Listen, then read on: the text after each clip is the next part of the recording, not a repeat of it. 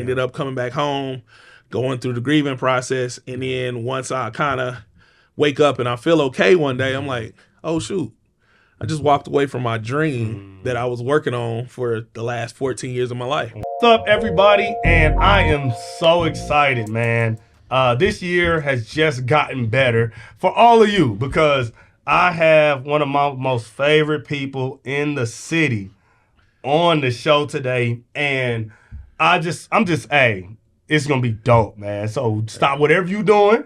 Lock in, and you're going to learn some stuff today. But before I get into that, man, we are at The Ladder Podcast. It is your host, Justin Strickland, and this is a podcast all about leadership. And every now and then, I get the wonderful privilege to bring on a leader to give you guys the gem, to pull back the curtain and get you so you can see how leaders in this world are being successful and things you can take from them. So I'm super excited. You might have seen him on TikTok. You might have seen him on YouTube. You've seen him on Instagram. You might have even seen his comedy special. I have Cameron, Big Cam I Am Smith on the pod today, man. What's up with it? What it do, brother? What's up with it, dog? What's up, man? Hey, man, I'm good, Hey, bro. man, I'm super excited. Can you tell the people, I always like to start with this, man. What's 3 things people should know about you before we get into this episode? Well, thing number 1 is I love God. Come on, you know now. what I'm saying? Jesus. Hallelujah. You know, Hallelujah. God, Jesus. Come on, you know. now. Hey, that one. Come on now. Nah, man, I love God. You know, I love my family. Yeah. And at the end of the day, man, I'm just a dreamer. I'm not willing to be boxed in with, you know, what's the status quo. Yeah. You know what I'm saying? I believe exceedingly abundantly is in my future, man. So that's what I'm on. No, that's dope. Yes, that's sir. super dope. I love Yes, that. sir. I love that. Hey, and as a fellow dreamer, Yes, sir. I'm happy to be in the room. I'm happy to be here, man. I've been waiting. I told Hey, you, bro. man, I know, man. Hey, man, he's interviewing everybody thing, but bro. me. You know what I'm saying? Everybody else ain't really been famous. This is the first famous person that I've been able to bring over on the pod. But it's all about leadership, man. And honestly, we've known each other for almost a decade now, which is crazy how time flies. Yeah, you know how we met. Yeah, Well, not how we met, but Oh yeah, you remember when you let me hanging? So yeah, that was crazy. Hey man, so somebody else left me hanging first. But I'm saying though, And then- 2 wrongs don't make a right. That's true. That was That's the longest true. season of my Me life. and Cam was coaching together, and I quit. He quit. I quit. I was kind of forced out. I was forced out. I was given an ultimatum. I was forced out. Yeah. And I came to games, and Cam didn't look happy. And I was sad about wasn't. how unhappy Cam was. So he's made me more unhappy and left me by myself for the longest 4 months in the history. I promise that 4 months. So long season. That's why these grades came from 10 years ago.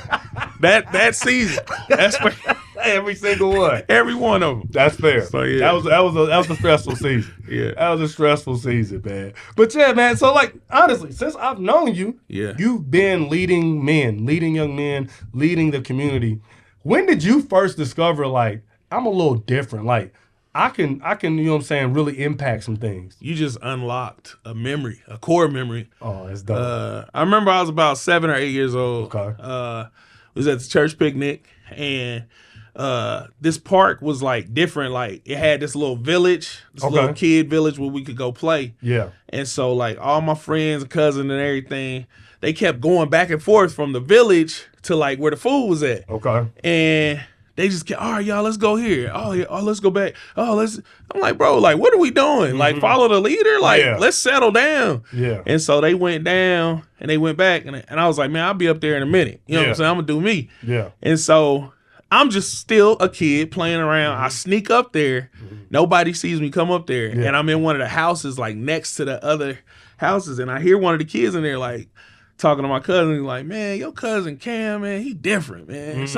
I ain't saying. She was like, don't be talking about my cousin. She was a real one. You know what I'm saying? She was ready to pop off. Yeah. He was like, don't be talking about my cousin. He was like, nah, I ain't saying it in a negative way. He just different. Like, he just be on his own thing. And so that moment is like a core memory for me, almost like the precipice of when I realized, like, I'm just separate. I'm different. Yeah. You know, I'm a do what I believe is right. Yeah. I don't care if it's, 50 people in the room against me. Yeah. You know what I'm saying? My convictions are going to lead the way. And that's not to say that, I'm one of those bullheaded people that's not open to perspective. Yeah. I'm extremely open to perspective. Yeah. But what I notice is this herd mentality of people that is like just carrying the general responses of the whole freaking world. I'm like, bro, like ain't nobody got nothing different to say. Don't nobody see what I see. Nah, let me put it out there and be the voice so that the other people that do see it have an opportunity to voice it as well. So that's really what I be on. No, that's super dope, man. Yes, sir. And it's so interesting how like a lot of times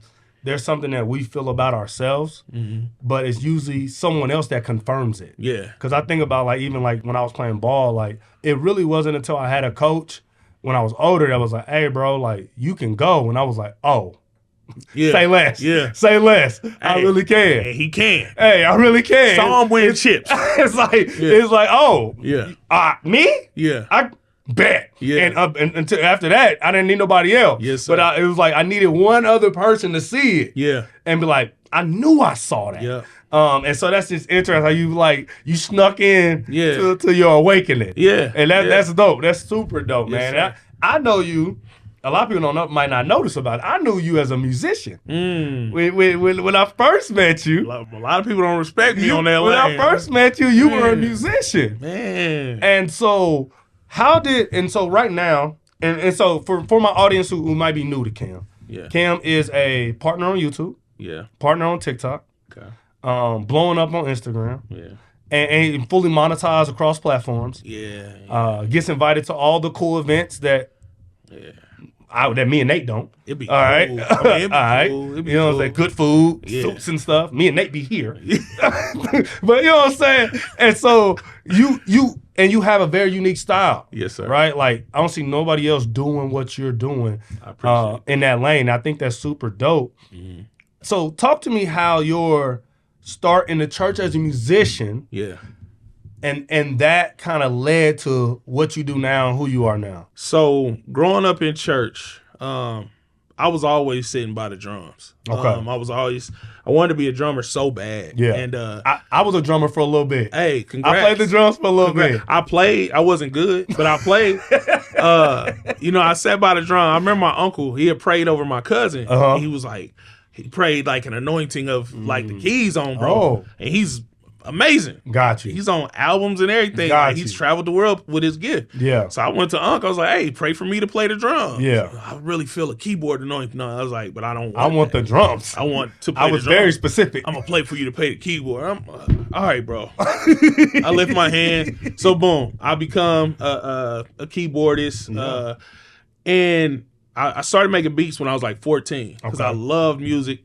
Wanted to be a producer, rapper. Kanye was my favorite rapper in the day. You know, I miss the old Kanye. Man. Anyway, but yeah, man. So gospel music. It is so funny you even ask because I'm gonna take this moment to say, bro, I'm so sick of these lullabies, bro. I'm so sick of this happy, happy, joy, joy. Jesus, we miss God. Here to get the deer out of the water with the. I don't, bro. Play the drums, play the bass, play the keys. Give me some synth, give me some horns. You know what I'm saying? Like get back to the vibes. You know what I'm saying? I'm with you. And that was really what made me want to make beats was just the music I grew up around. I grew up around so many dope musicians. Yeah. And my mom, she was a choir director for 40 years. My dad was a singer. I don't know why I didn't get neither one of their voices. But I was the last one, so I feel like it kind of ran out with my siblings. I was the fourth one. They used it all up. Yeah, like it was like 200% voice. And, you know, my siblings all got a nice chunk. And nothing was left. But it's cool.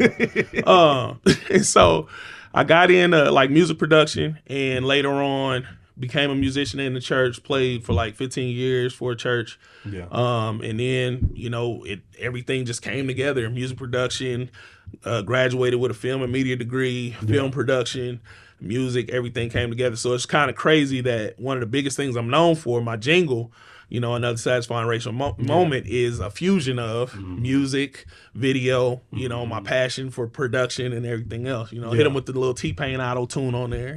So, no, that's dope, man. So that's how we got there. Yeah, man, I feel like, and I think people talk about this some, but I mean, it's really just interesting to me how like a lot of our black creatives almost all have an origin in the black church. And they talk about being around choirs and being around the horns and the organs and people even praying for them or pointing them like, hey, you got a gift. Yeah. And that being like the launching pad for just their permission to be creative. Yeah, it's crazy. So, I teach. Yeah. And I was a part of the talent show committee years ago. Mm-hmm. And I was just thinking like, man, why can't these kids sing? Because they unchurched. They unchurched. They're unchurched. We was singing altos. We was singing 100%. three-part harmony at the age of 7. You got to. You know what I'm saying? 100%. They growing up listening to, whatever's on the radio. These people that's super auto-tuned, and they trying to do this computerized voice with what they got, and it's not there. So I never thought about that, but that's real. That's why they can't sing. Because I had to learn how to hold a tune. Like, I can't sing. Yeah. But if I hear you, I can meet you. You can lock in. Yeah, I can meet you there. Yeah. And so when the director give me the note, I can hold on to it. And then you got the plays. 100%. The church plays. Yeah. I was in the church plays growing up. And I remember being so scared and such a shy kid. But the church plays was the first time I really got out in front of people. Got you. And I delivered a joke and they laughed. And I'm like, the host. I like that. Wait a minute. Hold on, what's that I feel in my veins, in my chest? Hold on, I like that. You know what I'm saying? So I definitely think the black church, man, the gospel, just the plays, the music, all of that stuff, I think it infuses the creativity. So. Yeah, no, I agree. And I think for a lot of young people, it gives space for it. Yeah. Because I think about that all the time, like because I'm in education too, and it's like so much of how adults interact with kids is about training, is about discipline. And I think those things are important, but it seems like sometimes we forget about creating space for joy and space for play. Yeah. And because now when we become adults, the adults that are good at joy and good at play are successful. Yeah. The ones that can capture it and have a childlike just dignity to their lives. Yep. You look at them like, bro, you look light. Yeah. And that's what I feel like we should be teaching more of that. Yeah. And creating space for that. That's I love that you have a film degree. Yeah. A lot of people don't know. And so you are so creative. A lot of people don't know you were a fantastic athlete. Man. And so, Wyandotte County got some dope athletes. You're one of them. You almost, you touch them heartstrings. Like, you one of them. I appreciate that. You went Division I out of high school. Yeah. No JUCO needed. Yeah. You was D1 off the podium. You was ready to go. All state. Come on, like you was ready to rock. All conference, all city, all star. You was that dude. Can I pop off when we talking sports? Because I be having to hold my head down. I know, but you was that dude. But the football player in me, when I put the hand in the dirt, it was a different. Come on, that was killer camp, bro. You was a monster. You know and a lot of people don't know that because you so gentle, you so nice now. Yeah. People don't know. Yeah, that's why people be thinking it's sweet because I'm so nice. Yeah, but it's not. It's not. It's not. Like I was telling Nate, I'm like, hey, I got Cam coming out. He a big dude, man. Yeah. Make sure you got the seat set. I'm just letting you know. Cam like 6'5". He's solid. That's my guy. Yeah. And they was like, oh, all right, I got it. He's ready. But talk to me about how you go to school. Did you know you wanted to do film? Or did you discover that in college? So I discovered it in college. Okay. So my whole life was focused on football. Yeah. From literally the age of 4 or 5, I knew I wanted to play in the NFL. I wanted to play college football. Yeah. Cowboys was good. I ain't gonna date. Dang, I just dated myself because the Cowboys ain't been good for a long time. No, for a while. Yeah. Since your childhood. You're right. Yeah. Dang. Well, now you know. Yeah. I wasn't a kid in the 80s. I wasn't a child I was a baby. I was a toddler, but I wasn't no child in the 80s. No, but anybody that watch my content, y'all see my references. Y'all see I'm gonna get you sucker. You see Friday, you know what I'm saying? Uh-huh. But so I knew I wanted to play football. So boom, mom never had to talk to me about get your grades up. Nothing. I was locked like from a young age. So boom, I ended up going to school, go to University of Minnesota.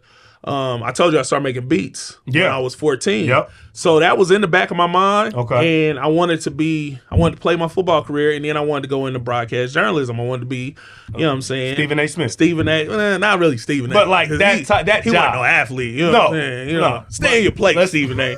Just because you loud don't make you right. But anyway. Shannon Sharp. Yeah. There we go. Club there Shake we go. Shake. Shout out to him. Okay. But yeah, man. So that was my plan. Yeah. And so when I got to Minnesota, they did have like a communications pathway. Okay. But what happened was I ended up losing my uncle suddenly. He was our pastor as well at Faith Deliverance. Harold Johnson Sr., he passed away preaching. And that just like messed me up. And this is my freshman year in college. And then I go back.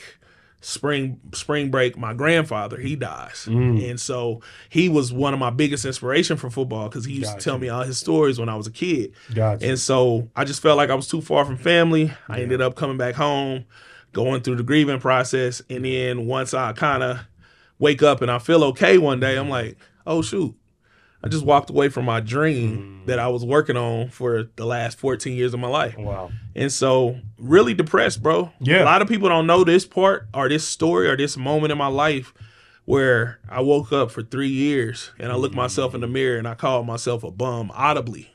I looked myself in the face and I told you, yo, you ruined your life. You're going to be a bum. You ain't going to never. I opened my mouth and I said those words. And so my mom, I'll never forget, I'm working at Radio Shack at the time where I became a man. And I hate my job, And she told me one day, she was like, Kim, you need to stop saying you hate your job. And you need to thank God for the job you have and the one that you're going to get. And I changed my perspective in such a way that every time I thought negatively, I would say it out loud, positively. I thank you for my job and I thank you what I'm going to get.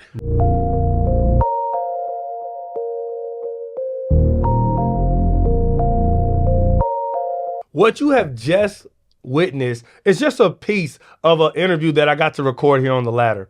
Now, one of the things I get to do on The Ladder is one of my favorite things to do is bring in different leaders from different areas, different walks of life, and to really talk about leadership in whatever capacity and drop some knowledge and some gems on you that you can use. Now, if you want to watch this full episode, it's not that hard, y'all. All you got to do is join Crew Excellence for less than a meal at Chick-fil-A. You can see the full interview and more on our website. And the link is in the description. Join Crew Excellence today. You'll get this full episode. You'll get Motivation Monday. You'll get exclusive merch drop. You'll get some lives. I'll do some lives where it's just us talking about leadership. And if that sounds like something you're interested in, oh man, we having a ball. And I'd love to have you over there at the Hope Institute in Crew Excellence because I have a group of leaders that are committed to excellence. And I know you would fit right in. So I'll see you over there. And until then, enjoy this snippet of this episode and any other interviews we have here. I love you. Like you said, you don't got to join. But if you want to, you can. And until next time, peace.